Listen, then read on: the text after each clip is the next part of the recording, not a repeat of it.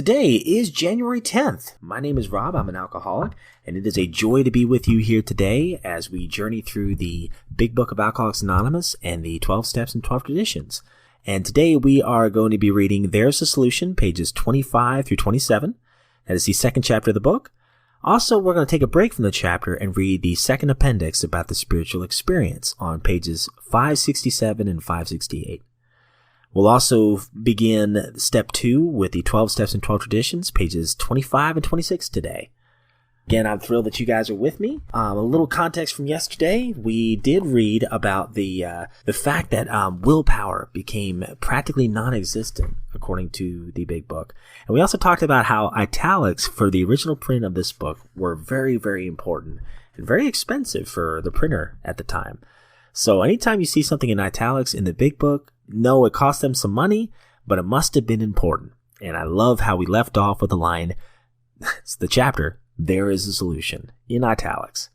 So we'll begin there on page 25. All right, let's get to the book. There is a solution. Almost none of us likes the self-searching, the leveling of our pride, the confession of shortcomings, which the process requires for its successful consummation. But we saw that it really worked in others, and we have come to believe in the hopelessness and the futility of life as we have been living it. When, therefore, we were approached by those in whom the problem had been solved, there was nothing left for us but to pick up the simple kit of spiritual tools laid at our feet. We had found much of heaven, and we had been rocketed into a fourth dimension of existence of which we had not even dreamed. The great fact is just this, and nothing less. We have had a deep and effective spiritual experience which has revolutionized our whole attitude toward life, toward our fellows, and toward God's universe. The central fact of our lives today is the absolute certainty that our Creator has entered into our hearts and lives in a way which indeed is miraculous. He has commenced to accomplish those things for us which we could never do by ourselves. If you were seriously alcoholic as we were, we believe there's no middle-of-the-road solution. We were in a position where life was becoming impossible. And if we had passed into the region from which there is no return through human aid, we had but two alternatives. One was to go on to the bitter end, blotting out the consciousness of our intolerable situation as best we could. And the other, to accept spiritual help. This we did because we honestly wanted to, and were willing to make the effort. A certain American businessman had ability, good sense, and high character. For years he had floundered from one sanitarium to another. He had consulted with the best-known American psychiatrists. Then he had gone to Europe, placing himself in the care of a celebrated physician, the psychiatrist Dr. Jung, who prescribed for him. Though experience had made him skeptical, he finished his treatment with unusual confidence. His ability and mental condition were unusually good. Above all, he believed that he required such a profound knowledge of the inner workings of his mind and its hidden springs that relapse was unthinkable. Nevertheless, he was drunk in a short time. More baffling still, he could give himself no satisfactory explanation for his fall. So he returned to his doctor, whom he admired, and asked him point blank why he could not recover. He wished above all things to regain self-control. He seemed quite rational and well-balanced with respect to other problems. Yet he had no control whatever over alcohol. Why was this? He begged the doctor to tell him the whole truth, and he got it. In the doctor's judgment, he was utterly hopeless. He could never regain his position in society, and he would have to place himself under lock and key or hire a bodyguard if he expected to live long. That was the great physician's opinion. But this man still lives, and is a free man. He does not need a bodyguard, nor is he confined. He can go anywhere on this earth, where any other free man may go without disaster, provided he remains willing to maintain a certain simple attitude. Some of our alcoholic readers may think that they can do without spiritual help. Let us tell you the rest of the conversation our friend had with his doctor. The doctor said, "You have the mind of a chronic alcoholic. I have never seen one single case recover where that state of mind existed to the extent that does in you.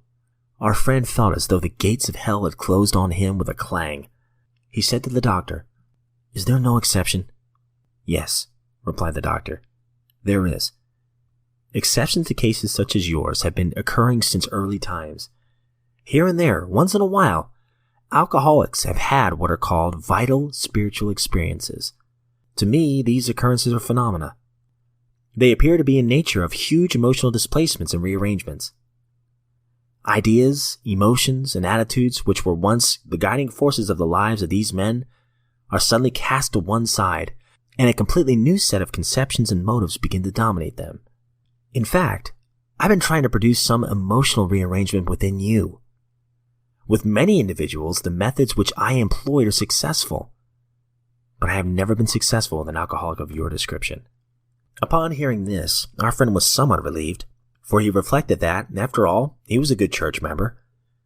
This hope, however, was destroyed by the doctors telling him that while his religious convictions were very good, in his case, they didn't spell the necessary vital spiritual experience. Okay, so if you guys are following along in print with me here in the 4th edition, it's kind of funny. On page 25, we get a little footnote at the bottom that says, "Fully explained Appendix II." And then the page I just read, page 27, right at the bottom, for amplification, see Appendix II. So let's go ahead and amplify right now. We're on page 567. So what is this spiritual experience all about? Here's what the Big Book says.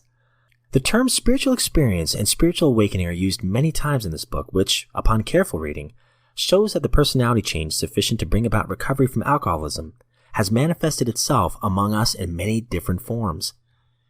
Yet it is true that our first printing gave many readers the impression that these personality changes or religious experiences must be in the nature of a sudden and spectacular upheaval. Happily for everyone, this conclusion is erroneous.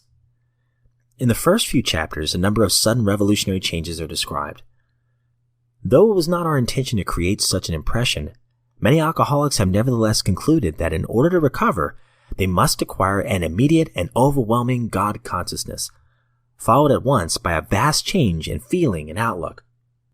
Among our rapidly growing membership of thousands of alcoholics, such transformations, though frequent, are by no means the rule. Most of our experiences are what the psychologist William James calls the educational variety, because they develop slowly over a period of time. Quite often, friends of the newcomer are aware of the differences long before he is himself. He finally realizes that he has undergone a profound alteration in his reaction to life, that such a change could hardly have been brought about by himself alone. What often takes place in a few months could seldom have been accomplished by years of self-discipline. With few exceptions, our members find that they have tapped an unsuspected inner resource which they presently identify with their own conception of a power greater than themselves. Most of us think this awareness of a power greater than ourselves is the essence of spiritual experience. Our more religious members call it God consciousness. Most emphatically, we wish to say that any alcoholic capable of honestly facing his problems in the light of our experience can recover, provided he does not close his mind to all spiritual concepts. He can only be defeated by an attitude of intolerance or belligerent denial. We find that no one need have difficulty with the spirituality of the program. Willingness, honesty, and open-mindedness are the essentials of recovery. But these are indispensable. Quote from Herbert Spencer, "There is a principle which is a bar against all information, which is proof against all arguments, and which cannot fail to keep a man in everlasting ignorance. That principle is contempt prior to investigation." All right, there was certainly a lot in that, and we will definitely come back to it in a second. But let's go ahead and read page 25 of the 12 Steps and 12 Traditions. This is the very first part of Step 2. We'll read 25 and then the top of page 26. Step 2. Came to believe that a power greater than ourselves could restore us to sanity. The moment they read Step 2, most AA newcomers are confronted with a dilemma, sometimes a serious one. How often have we heard them cry out, "Look what you people have done to us. You've convinced us that we are alcoholics and that our lives are unmanageable. Having reduced us to a state of absolute helplessness, you now declare that none but a higher power can remove our obsession? Some won't believe in God. Others can't. And still others who do believe God exists have no faith whatever that he'll perform this miracle. Yeah, you've got us over a barrel, all right. But where do we go from here? Well, let's look first at the case of the one who says he won't believe, the belligerent one. He is in a state of mind which can be described only as savage. His whole philosophy of life, in which he so gloried, is threatened. It's bad enough, he thinks, to admit alcohol has him down for keeps. But now, still smarting from that admission, he's faced with something really impossible. How does he cherish the thought that man, risen so majestically from a single cell in the primordial ooze, is spearhead of evolution and therefore the only God that his universe knows? Must he renounce all this to save himself? At this juncture, his AA sponsor usually laughs. This, the newcomer thinks, is just about the last straw. This is the beginning of the end. And so it is. The beginning of the end of his old life. And the beginning of his emergence into a new one.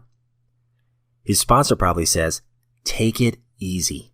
The hoop you have to jump through is a lot wider than you think. At least I've found it so. So did a friend of mine who was a one-time vice president of the American Atheist Society. But he got through with room to spare.